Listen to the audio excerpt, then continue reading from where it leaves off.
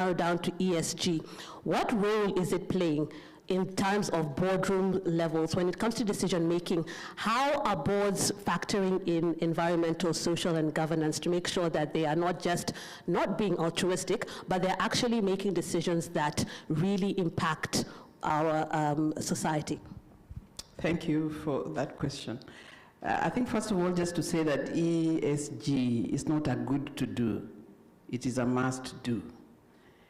And because we are interested in sustainable systems, systems that don't do any harm to the environment, don't do any harm to the societies, the social fabric. So it's important that you have ESG principles incorporated in the work that you do. I don't know how many of you the other day saw the Angolan president give the Chinese 24-hour ultimatum to exit. Yeah? It was like, go, you're destroying our environment, you know? I don't know how many of you watched smallholder farming systems in Kenya, a documentary by NTV, and how, you know, so many community members are crying because they have cancer as a result of the chemicals that they are using on production systems. So you must think about social and environmental factors. It is not a good to do, it is a must do. And because of that, of course, it is affecting decisions that are being made by the boards. Many boards are putting in place the ESG committees, you know, and making decisions around the diversity of staffing, for instance, that they recruit, the kind of skills that these people have. What skills are you bringing on board? Are these skills around social and engagement of communities and social mobilization? Are these skills around climate change? You know, how are you adding value to our organization in a way that we can sustainably coexist with our environment, you know, in a way that we are not depleting resources, in a way that we are not, we are supporting the, what is it, kind of like renewal of the environment. So some of the decisions are around reporting, making sure that if we had goals that we had put in place and we said this is what we want to achieve at the end of the year, that we are reporting and we are holding ourselves to account, you know, and saying we said we would do or reach this number of community members or reduce on the use of these particular chemicals, and this is where we are. So reporting so that we are able to move forward. Allocation of the resources that we have as an organization. How are we allocating the resources that we have? How are we allocating our time? As John said, how are we working with the community? What are we putting back in that community, making sure that they are safe and that they are also engaged, you know? Addressing the risks that might emerge. So for instance, climate proofing, you know, the environment where we are found. So what risks will emerge as a result of our production systems? What risks will emerge as a result of the chemicals that we are using? How are we addressing those risks? What about opportunities that are arising around circularity, for instance? You know, because if you are putting ESG in place, then you must also address issues to do with repurposing of end products. How are you repurposing those end products? What are the opportunities they are in for, you know, selling them, you know, and expanding your systems. I think that issues to do with the internal controls within the organization, you know, what are the internal controls that you're putting in place? Board diversity, the board itself, as John was saying, should people now self-reflect and say, look, I am not the right person, let me exit, so that somebody else who is tech-savvy, who is, gender transformative in their thinking, who is environmentally compliant can come in place. So those are some of the kind of like decisions that are being made, you know, as a result of putting in place ESG Yeah, thank you. Thank you for that. Yeah, just asking yourself, as John said, are you the right creature for the job? And you mentioned about reporting there. And Winnie, I want to narrow down to you now. You have an MSc in organizational psychology. And sometimes we're thinking about not just profit, but the purpose. But sometimes, how do you report that? And it's a question that many people find themselves, how do you account for that? So, to talk a little bit about, is there a time that you have made a decision that is really based on purpose and putting that in front of, did you go about that to make sure that you could actually vouch for that decision? Thank you, Claire. Thank you, Claire, for that. Good afternoon, everyone. Yeah, so I look at it from a very different perspective, purpose.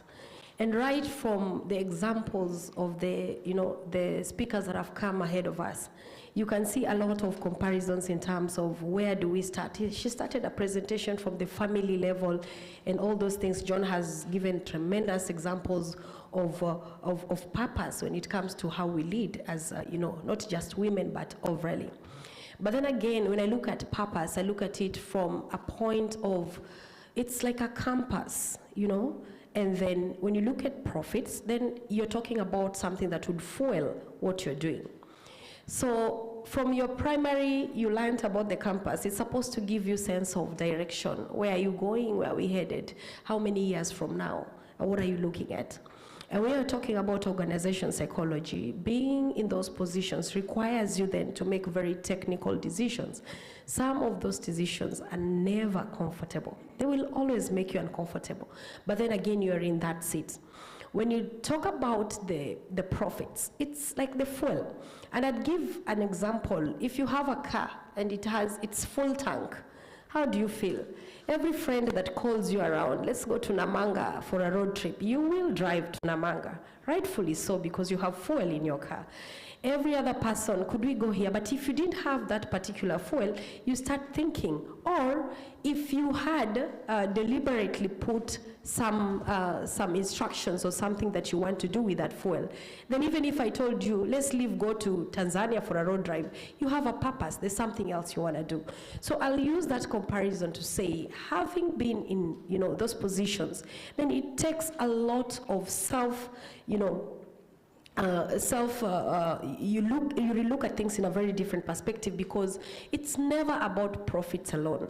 In organizations, as we run these organizations, sometimes you find yourself in situations whereby now we need to go for shortcuts, and probably the board would say, we would make money with this so fast, money that we won't make maybe in 10 years, but we can make it in 3 or 4 years.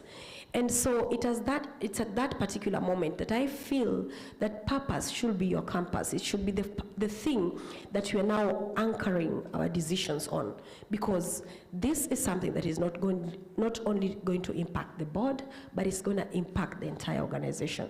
So you've asked some very good questions.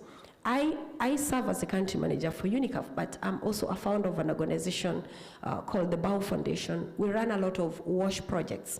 So when you talk about water sustainability, there are very key aspects that you need to look at. And I remember at some point, we were advised to take some shortcuts, and we would have the project really, run fast, and we finish up what we needed to do. But then at the end of the day, when you look at it, it's those shortcuts, very short-lived dreams that you want to attain, but the impact of that then becomes very much, something that is going to affect your organization for a long time. So sometimes it's never about the profits, but the purpose. So what we had to do is to realign ourselves, and try and bring in more fundraising efforts to ensure that we receive the money that is going to help us now drive the entire project, so that water that is, conducive for human beings to take and for human consumptions. So yes, we find ourselves in those spaces, those decisions, but then at the end of the day, you ensure that as a leader, the decision that you make should be anchored on your purpose, so that it does not only make the stakeholders happy. I think John mentioned that. but also the team and also the people that are around you and you're causing impact on. So for me, that's what I will say about it. Thanks for that. That internal compass, and it's really not all the time easy to have that internal compass and stay with it.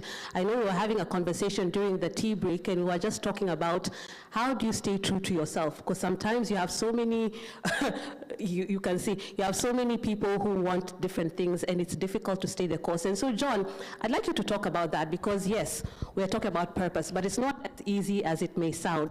So what is the biggest pushback that you have faced when it comes to pushing for those purpose-driven strategies? First, I really like your compass analogy. I think that encapsulates the whole point about purpose. I've spent 40 years trying to persuade my fellow bankers that what we're trying to do is to finance opportunities for people to better themselves. It's not to make a fortune. You will be surprised how difficult it is to do that. And the reason is that you are asking people to think beyond themselves. You're asking people to have a compass or an anchor that may not have been inculcated in them right from the start. And in our context in Kenya, I don't blame people. Many have come from some pretty hard backgrounds, and they have seen what the money that those shortcuts you mentioned can do for them. So I think it is something that we must accept. Now, in terms of obstacles, it's the normal in companies, in corporations. It's inertia. The power of inertia is very strong. Very, very, very, very strong. Doing nothing is usually a very easy, in the long term, very expensive thing to do, but a very easy thing to do. Conservatism, not disrupting the way things are done, not wanting to force people to take decisions because we have treated our boards as a nice old boys and increasingly old girls club, where we don't want to upset anybody, because if I upset you today, you will upset me tomorrow, and we are living in this nice, cushy thing at the top. Those factors are very, very strong. I remember taking interest in 3 things on the board of Kenya Pipeline. One was AGPO, access to government procurement opportunities, where the rule says that 1/3 should go to women, youth, and people living with disabilities. And only to discover to my horror that the way we were doing this is, shall we say, we were living up to the letter of the law and not the spirit of. I.e., who are these youths? No, they are the sons and daughters of so-and-so. Who are these disabled? Never heard of them, but I have somebody out there and whatever. Trying to put it right was very, very tough, because there are people who benefit from this. My second passion was Inuka. Again, I felt that we needed to show, we who made money from all Kenyans who used petroleum, that we would put something back. And what we devised was 2 scholarships per county every year or 2 scholarships per county for children with severe disabilities. And again, the pushback there was, what does it do for us? What does it matter for us? They won't be able to lift pipelines or equipment in the future. We did it, but it is the capital you have to expend to get that done. And that is what, so I, as a leader, also have to make a decision. Do I really want to spend my political capital driving this, which has a wider societal purpose, but is not really doing anything to the bottom line. Do I want to spend a fortune because we've had an oil spill when I know that I'll be asked why? Those villages are just, villages. Why have them? Yeah, so it's a real issue that what's in it for me at a personal level becomes a big challenge for many. And maybe, Elizabeth, you can talk to us when it comes to ROI, not from the individual perspective, but for the organization. How can you vouch for purpose-driven leadership at the board level, and what's in it for the organization, not as an individual? ROI. Yeah, so when I saw that question, I thought about two incidences. One we used to run. I have been in the NGO space for very many years, and I've been in all these non-paying boards. So by the way, John, I want a paying board now. Yeah, so a situation where we were implementing programs around rice production in Madagascar, and those people are poor. And when a gentleman was asked to say how this investment has touched him, he said, I'm now able to feed my family on rice 3 times a day, breakfast, lunch, and supper. And they eat rice without salt or anything, rice, plain. But that he was able to feed his family on rice 3 times a day meant a lot. The other one was a situation where we have a program within a community and women are learning around leadership and the empowerment of voice and ability to speak up. And she said, now people listen to me when I speak. Okay? So this return on investment cannot be looked at only from the perspective of finance, which of course is important, because in my speech I said that statistics or studies are showing that if we embraced socio-economic processes globally, there is an indication that there might be an increase of $12 trillion into our systems, and that productivity will go up by about 35%, and that profitability will go up by around 12%. So the globe will become more prosperous, okay? But apart from the financial performance, the social element is also very important. The ability to have customer loyalty, the ability for people to look at you and to say, Safaricom is an organization that I want to work with. As a young person, they are inspired by the way that you do whatever it is that you do. The fact that you have programs that are supportive of communities or supportive of young people. So I think for me, it is that return on investment, of course, being both quantitative and qualitative, is important for societies. And we need to look at it from a societal point of view, that it should be all-encompassing. It should enable us to pull societies forward, not just having money in one person's pocket. The other day, I'm sorry to say, Cusco was paying their CEO 4 million shillings a month. But how many communities, how many families had reduction in income from dividends? And money that would have gone to pay school fees, money that would have gone to buy land and build houses and pay for health. So when we focus on individuals and forget that this individual is part of the whole, that it's not just about profitability, it's also about social systems, then I think we lose it. Thank you.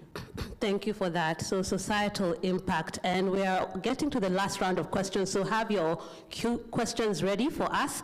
Rachel, I want us to talk about accountability when it comes to staying true to this purpose-driven leadership. How do we stay accountable? Thank you, Claire. Now, if there is one thing that most people run away from is accountability. We always have this finger to point at, it is not me, it was the other person, and all that. But then again, one of the things that I think most of us in this room, because we have been in leadership in one way or another, is that once you are a leader, you have to be accountable. And at the end of the day, I usually tell my team that, you know, the buck stops with me. After all those decisions have been made, then the buck stops with me. Whether the organization is is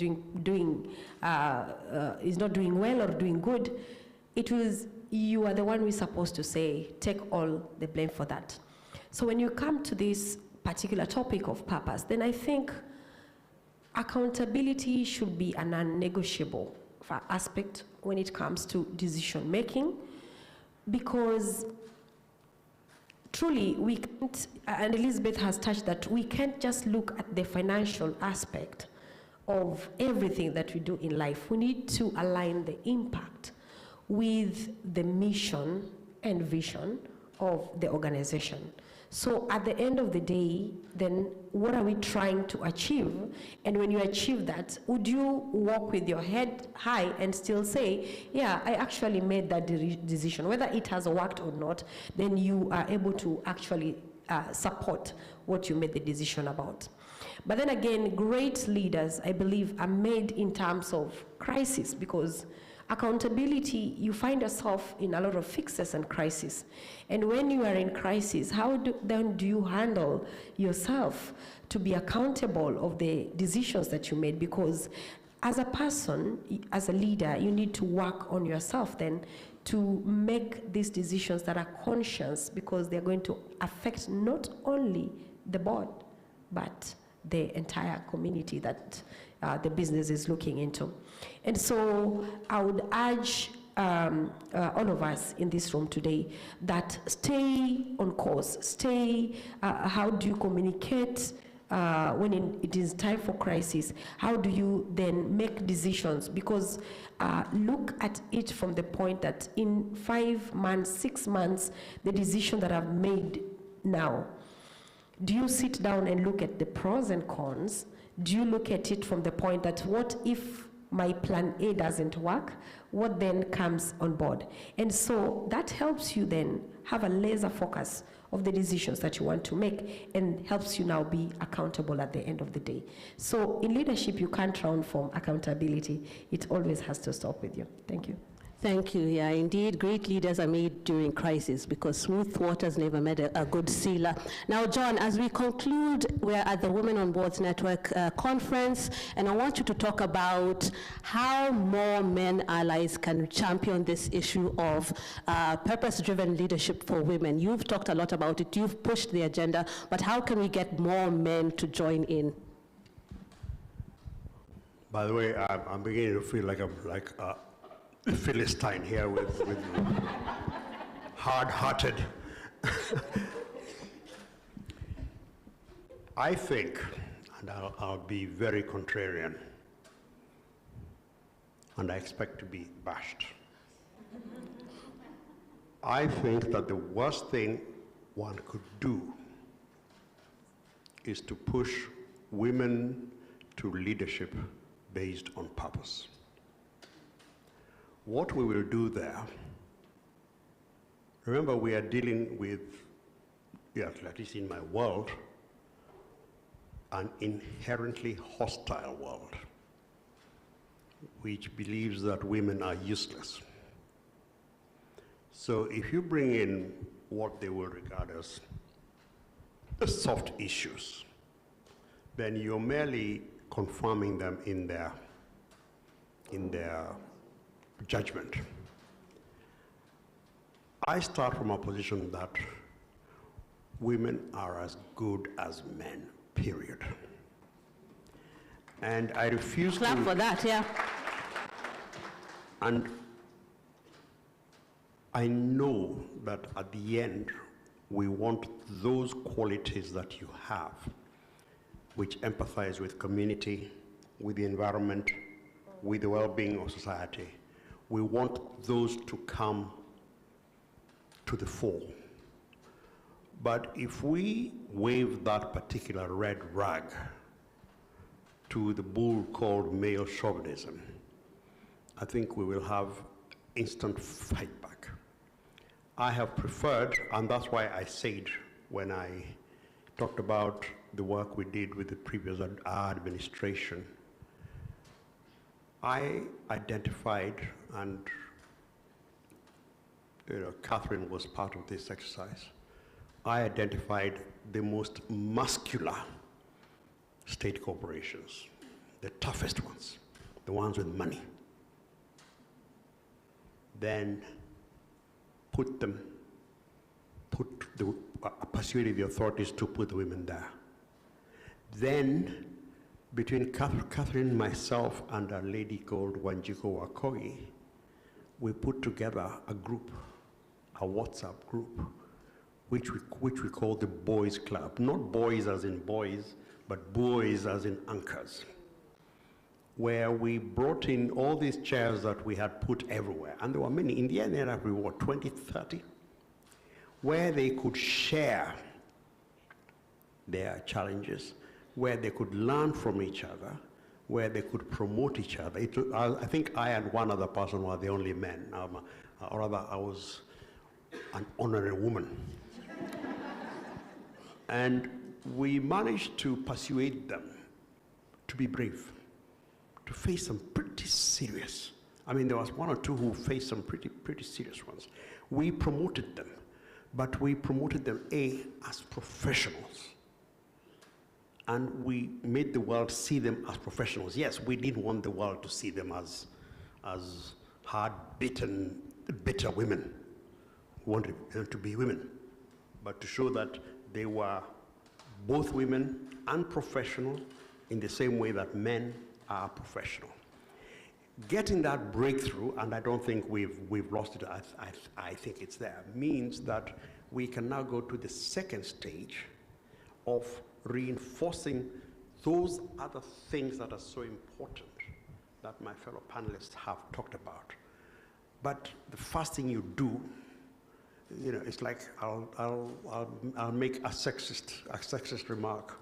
We used to say when we were young, and if you want to get that girl, find a party and ensure you're invited to that party. Otherwise, you'll never get the girl. In the same way, the only way we will embed what you want is by getting more of you up there. You need a less of a lioness mentality and more of a fox. Thank you for that. Yeah, clap for that. Now I'm just going to get to the Q&A, but I just have one more question. I'm a journalist, and so Elizabeth, I must throw this question to you.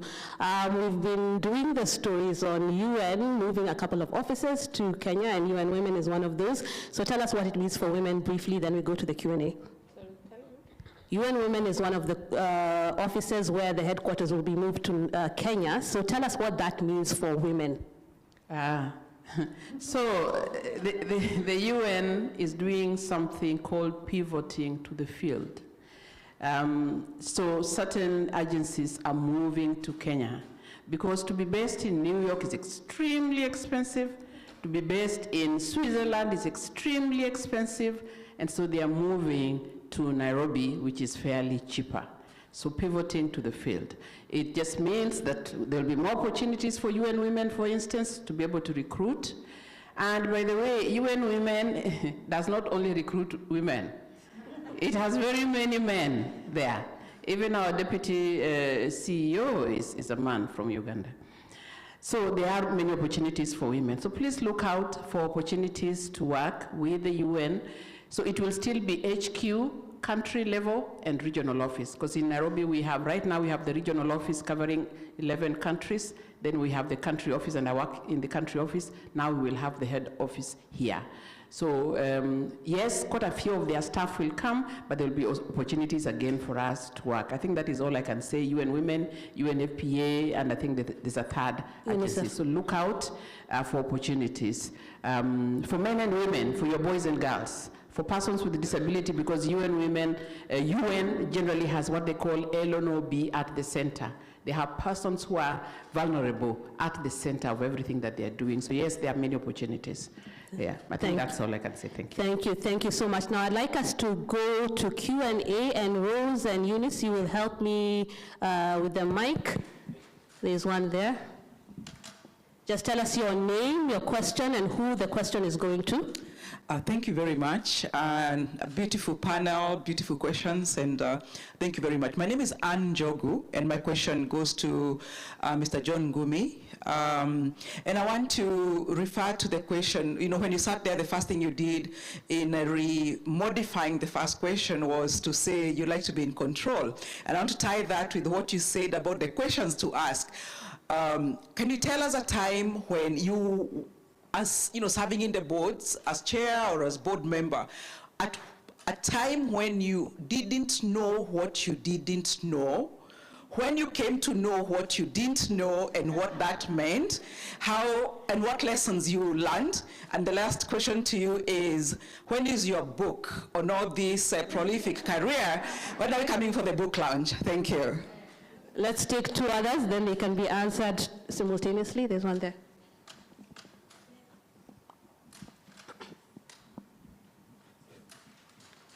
My name is Kinya Kemodo, and my question also goes to John.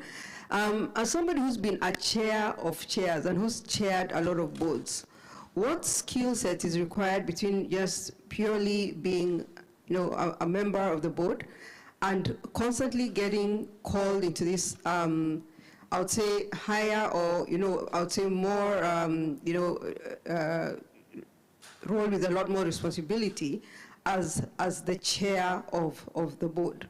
You know, what has made these boards keep on electing you as chair and even getting to be the chair of the chairs? Yeah. Thank you. There's another one here. Yes.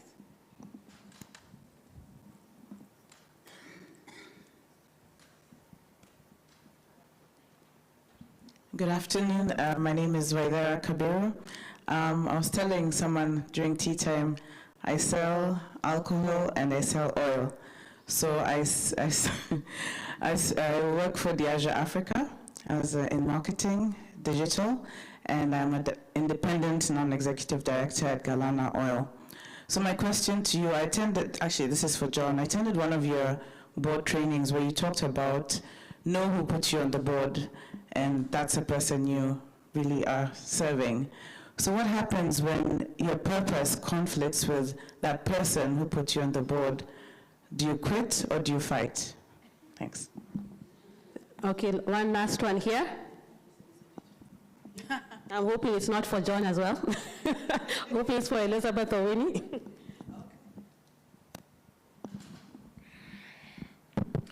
Good afternoon. Mine is just to ask for, could be a further guidance, bearing in mind that you have been having intergenerational gaps. I don't know how we can address that. At the same time, I'm also concerned about creating of awareness. Many times, okay, it may be very expensive, but at the same time, it's also good to take data. How many people are aware of this purpose-driven leadership, and how do we come in to assist them, especially also looking at the demographics of this country? Yeah, thank you. One last one here.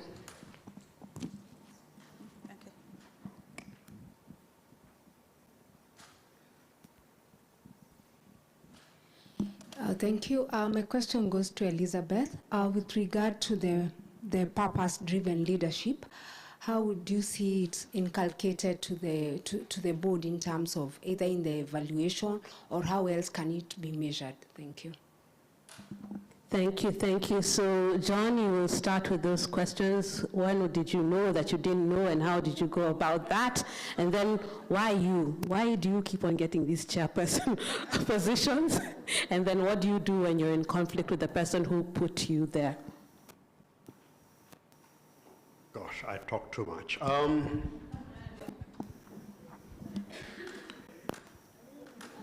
You know, unlike women, and contrary to rumor and belief, men are very good at the art of, please excuse my language, the art of bullshit.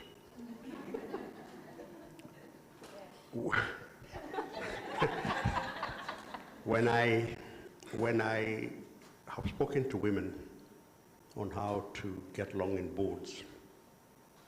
I've told them, I don't know whether any of you have attended any of my talks, but I have said that a boardroom is not an exam room. That you don't go, the trouble with women in boardrooms is that you want to go in there immaculately prepared, able to answer everything, and terrified of saying anything which will make you look ignorant. A man goes in there, knows 20–30% of what is required, hasn't read, actually read what was required in the morning, never read the board papers, picks the drift of the talk and flies with it and goes with it. So the answer to your question, if I may be so blunt, is that I bluffed my way through it until I knew that had people that. Yeah. So I sounded extremely intelligent, and because I have a particular and peculiar accent, people believe I'm very intelligent. So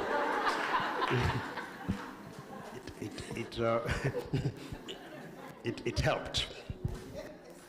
So really, for a woman, yes, I think that the danger is that you know you don't know, but you assume that everybody else knows. And therefore you hold yourself back because you will look stupid. No one ever died for asking a question out of ignorance. That's my blunt answer to you. Yeah, that one deserves a clap. Yeah. You know, remember the most popular girl in school used to get all these boyfriends when they go to school dance, and you wonder why they're all going to her. That is the same thing with chairs. Once you are a chair, and a pretty voluble, high-profile one, who other boards believe will bring the same magic dust to them, you get inundated. Just like a pretty girl is inundated with dates or date requests. They tend to grow. My first chairmanship was actually in 2012. President Kibaki asked me to be the inaugural chair of Konza. And purely by fortuitous circumstances, it was high profile, and many people in government came to know that I was more than just a banker. I am afraid that the old biblical injunction of "to him much will be given" is very applicable here. And that is the reality. And that is why the late Joe Anjui or Chris Kirubi or Chris Malabu, whatever, or for the ladies, you seem to see the same people, Rita Kavashe and Winnie Ouko and whoever. It's true. People will flock to what seems to be familiar and successful because it is comforting. So the trick in this is to get onto that first run. Once you get onto that first run, all else shall follow. Yeah. And finally, I think the question was, who put me on boards? When you're in conflict with the person who put you on the board, do you quit, or how do you go about that? Well, a couple of things. Theoretically, you ought to quit. In reality, I was never placed in that position because in the public sector boards I was at, the person who put me on the board didn't care. In the 8 years I was chair of this, that, and the other, I never received one call, and I mean one call, from the head of state to do anything or to ask anything at all. Now, of course, it helps if you and him are old friends, but that is the reality. Now, in the private sector boards that I was in, one of the beauties about going onto a private sector board is because they are hiring you for a purpose. They know you. They know what you can do. They know what you bring. And they know how much they cannot push you. I did resign from one board, Kenya Pooled Water Fund, which was designed to promote water infrastructure, but never got off the ground, even though we had $100 million, because there were questions of how the $100 million could be used to enhance certain senior officials' personal pension plans. And we couldn't go with that. There I walked out because I thought that the direction they were taking was not the direction for which I joined the board. But private sector boards, by and large, they know why you're there. And the repercussions of you walking out if you don't agree are not as severe. So in answer to your question, where the appointing authority was the head of state, I never had any issues because I knew he would appoint and forget me. And the others have never had that problem. Thank you, thank you. And the question for Elizabeth about how you go about valuation for boards. I think there's something about inculcating leadership, I think, on boards. And in a way, John has responded to the question. As I said, I have sat on very many boards, but non-governmental, because I've been working around the NGO space. So when one organization calls you, another seems to call you, many call you. And of course, first you must be in that space. You must be part of the board. I also was in a board where year one, as we met, all they talked about was admin, and I was like, that's not why we're here. This is an NGO. We are raising funds from donors. We have proposals we have written. We have targets. We have outcomes we want to achieve. That is what we want to hear. Every time we meet, admin. So by year two, I was like, look, you people, I'm going to walk out if you continue like this. Year three, I said, I am leaving. Because we are not here about talking about admin. We are talking about transformation of lives. What have we done with the funds that we raised? Okay, how far have we reached? You know, what targets have we met? What are the challenges? Why are we not doing anything? So in my mind, and I walked out, I told them, sorry, I am not going to sit here and listen to admin when we are raising money from donors and we're talking about transformation of lives and we are not doing it. According to me, I think that board must have sat together and said, okay, I think, yes, we are not doing what we're supposed to do. In my mind, that is part of inculcating this good governance within that space. For me, that is what I've done. So of course you must be part of that space, and then ask yourself, why have you invited me to sit here? What do you want me to do? Okay, and are we doing it? And actually, you know, raise your voice. The CEO called me to say, Elizabeth, now if you leave, unfortunately, it was not just going to be men left. So she said, now Elizabeth, if you leave, you're leaving me only with this bunch of men, and they're not going to listen to me, you know. So so you must be brave. If you are a part of that space, you must be brave, you must speak up, you must say, but this is not why we're here. You're wasting my time. I have better things to do with myself than just listen to admin. That, for me, is part of inculcating good practices within a board. Thank you. Thanks. And the last question was not directed to anyone, so Winnie, I'll give it to you. That question on how can we raise more awareness when it comes to purpose-driven leadership within boards. Thank you. She had also asked something on intergenerational something. Yes, yeah. yes, so, and the my answer to that is pretty simple. We will always be resistant to change. Anytime there is change, we are always resistant.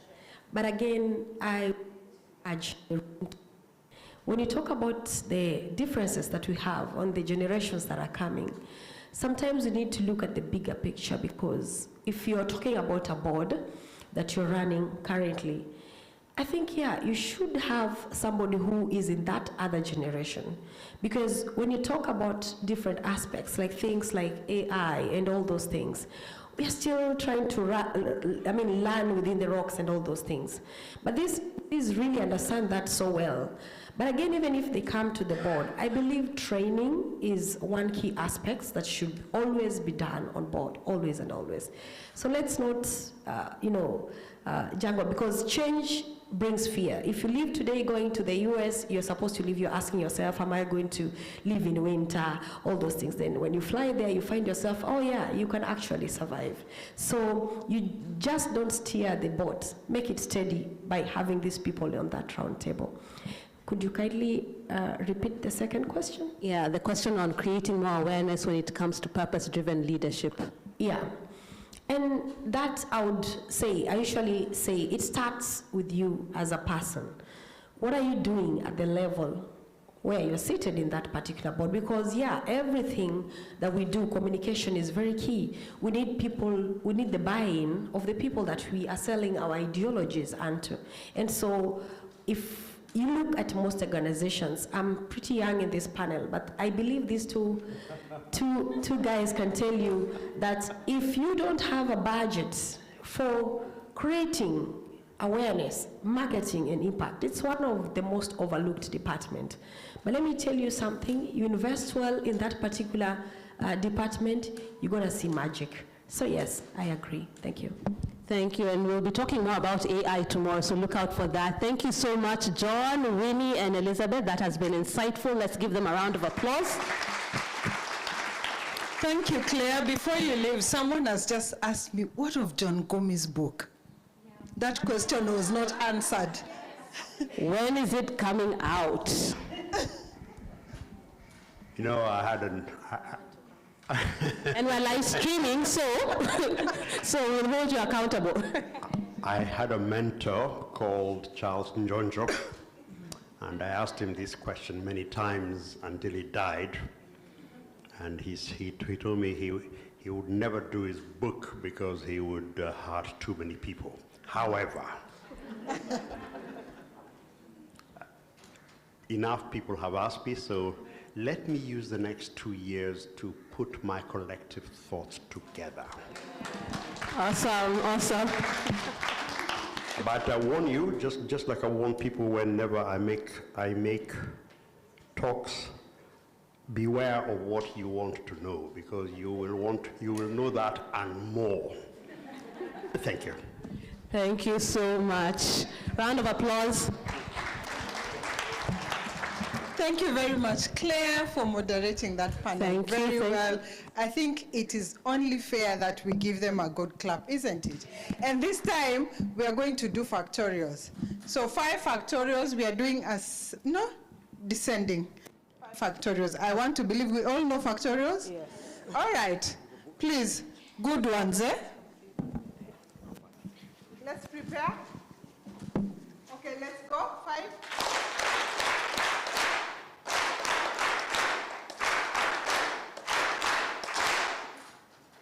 Thank you very much, and we are doing well on time. I think we have to appreciate our panelists.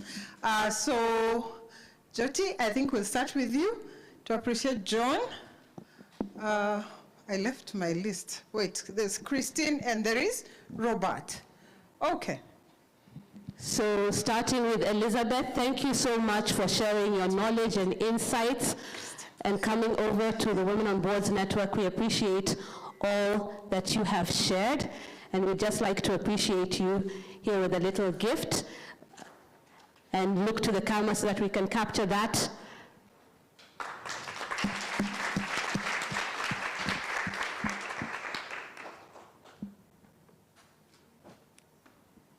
Thank you so much. And then next, Franklin. Robert is coming. Robert Warohio is going to give Willie a gift. Thank you so much for sharing that knowledge. And thank you for the partnership with the Women on Boards Network, giving 80% scholarships so that we can be those people who are ready for those boards. Thank you so much. And last but not least, John Ngumi. He for she. Yes. Thank you so much for all that you are doing to ensure that more women get on boards, and not just the soft stuff. Thank you, thank you, thank you. Thank you, ladies and gentlemen. Thank you very much, Claire. I think we are bang on time, yeah? In fact, we've done well because we are 10 minutes earlier on time. Sorry, any questions? None? I think we can take our lunch break. So it is 10 minutes to 1. So we will expect you back 10 minutes to 2. It's a 1-hour lunch break. And of course, if you're late, just come ready to take your punishment.